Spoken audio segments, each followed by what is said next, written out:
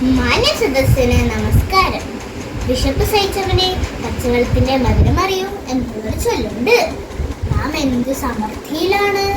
നമുക്കിഷ്ടമുള്ള ഭക്ഷണവും വസ്ത്രവും ആവശ്യാനുസരണങ്ങൾ നമുക്ക് ലഭിക്കുന്നു. എന്നാൽ ഇതൊന്നും ലഭിക്കാത്ത കുറെ കുഞ്ഞുങ്ങൾ നമ്മുടെ ചുറ്റുപാടും ജീവിക്കുന്നു. അങ്ങനെയുള്ള ഒരു ബാലിന്റെ കഥയാണ് ഞാൻ ഇവിടെ പറയാൻ പോകുന്നത്. എന്റെ കഥയുടെ പേരെന്താണെന്നോ? ആഗ്രഹം. ഒരിടത്ത് ഒരു ചെറിയ ഗ്രാമത്തിൽ ഒരു കൊച്ചുകുടിലിൽ ഒരു ബാലൻ ജീവിച്ചിരുന്നു. അവന്റെ പേരാണ് കുട്ടൻ. സ്കൂൾ ജീവിതം എന്താണെന്ന് പോലും അവൻ അറിഞ്ഞിരുന്നില്ല. കഷ്ടപ്പാടും ദാരിദ്ര്യവുമായിരുന്നു അവന് കൂട്ട്.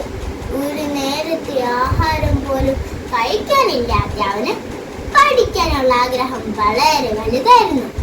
അതുകൊണ്ട് അവന്റെ അമ്മ അവനെ ഒരു സർക്കാർ സ്കൂളിൽ ചേർത്തു. സ്കൂളിൽ ചെന്നപ്പോൾ എല്ലാവർക്കും പുതിയ ബാഗുകൾ, ചെരുപ്പുകൾ. ഇത് കടന്ന് കുഞ്ഞിന്റെ മുഖത്തേക്ക് അമ്മയ്ക്ക് നോക്കാനേ കഴിഞ്ഞില്ല. അന്ന് അവിടെ വെച്ച് കുട്ടന് ബാബു എന്നൊരു സുഹൃത്തിനെ ലഭിച്ചു.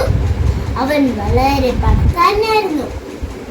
ഒരു ദിവസം കുട്ടൻ ബാബുവിനോട് ചോദിച്ചു, നിന്റെ വീട് ഓടാണോ ഓലയാണോ?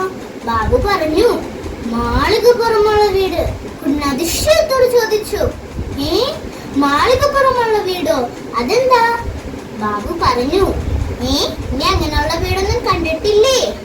ഒരു ദിവസം ഞാൻ നിന്നെ എന്റെ വീട്ടിലേക്ക് കൊണ്ടുപോകാം. അങ്ങനെ ഒരു ദിവസം ബാബു കുട്ടനെയും കൂട്ടി തന്റെ വീട്ടിലേക്ക് യാത്രയായി. വീട് കണ്ടതും കുട്ടൻ ഞെട്ടിപ്പോയി. അയ്യോ, ഇതെന്താ കൊട്ടാരം പോലെ ഉണ്ടല്ലോ. അങ്ങനെ അവൻ വാതിൽ തുറന്നതും കുട്ടൻ പേടിച്ചു പോയി. കുട്ടൻ നോക്കിയപ്പോൾ അങ്ങനെയുള്ള മറ്റൊരു വീട്. അതിൽ വലിയൊരു പട്ടിക്കുട്ടി. പട്ടിക്കുട്ടിയുടെ മുമ്പിൽ എന്താണെന്നോ? വലിയൊരു പാത്രം നിറയെ ഭക്ഷണം. ഇത് കണ്ടതും കുട്ടന്റെ വായിൽ വെള്ളം മൂറി. ഒരിക്കൽ സ്കൂളിൽ ടീച്ചർ എല്ലാവരോടുമായി ഒരു ചോദ്യം ചോദിച്ചു, നിങ്ങൾക്ക് ഭാവിയിൽ ആരാകണം?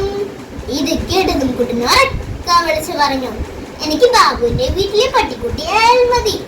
ഇത് കേട്ടതും എല്ലാവരും ചിരിക്കാൻ തുടങ്ങി. പക്ഷെ ചിരി അധികം നേരമുണ്ടായില്ല. കുട്ടന്റെ അവസ്ഥ മനസ്സിലാക്കിയ കൂട്ടുകാരും അധ്യാപകരും അവനെ സഹായിച്ചു.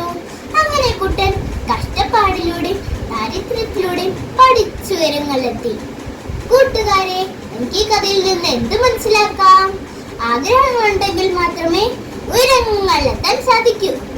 കുട്ടന്റെ ജീവിതം നമുക്കൊരു പ്രചോദനമാകട്ടെ. നന്ദി, നമസ്കാരം.